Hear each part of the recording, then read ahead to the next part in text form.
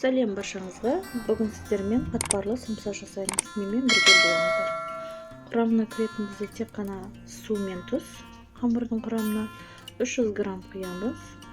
Көз мөлшерімен қойсаңыздар да болады. Мен 300 грамм су қосам. Дәміне қарай тұз қосамын. Оның сортына да байланысты болады. Ұнымызды 1 келе немесе 1,5 келе, 1 келеге жуық болады. Қамырымызды илеп қайтара отырып, қамырымызды осылай етіп жайып аламыз. 2 зуала шығады, үлкен-үлкен. Қамырымызды жайып, 82% сары майды қолданатын боламыз. Маргарин қоспаймыз. Маргарин қосатын болсаңыздар, самсаларыңыз қатпарлы болып шықпайды.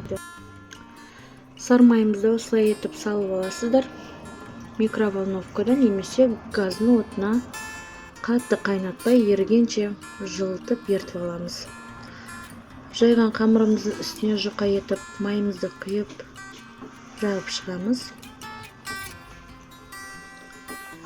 Осыны кисточкамен жағып шығыңыздар, немесе қасықпен жағып шықсаңыздар да болады.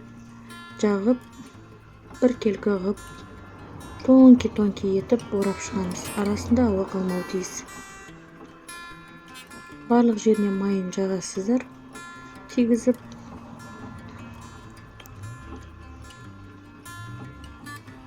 осылай етіп орап шығасыздар. Орап болғаннан кейін холодильникке 1 сағатқа пакетке салып, 1 сағатқа салып қоясыздар. 2 зуаламызды да осылай дайындаймыз. Ішіне мен 2 түрлі ет қосамын. Біреуіне сиыр етін, біреуіне тауық етінен. 500 грамм описаниясында қалдырамын. Қанша грамм қосатынды осылай етіп дайындап аласыздар. Дайын болған қамырымызды холодильниктен алып, 35 граммнан өлшеп кесіп шығамыз. 35 граммнан өлшеп кесіп шығатын болсаңыздар, самсаларыңыздың барлығының формасы 1 келкі болып шығады. Осындай етіп жайып шығасыздар. Жайып шыққан қамырларыңыздың ішіне еттеріңізді салып, ұнаған формаларыңызға түйіп шығасыздар.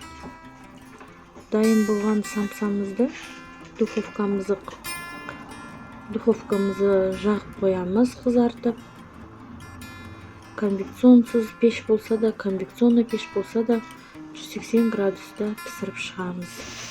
Жұмыртқамыздың ағынан сарысын бөліп, тек қана сарысын жағып, осылай етіп самсаңыздың бетіне жағып шығасыз. Ұнаған посыпкаларыңызды себесіздер. Астарыңыз дәмді болсын. Менің каналыма тіркелуді ұмытпаңыздар.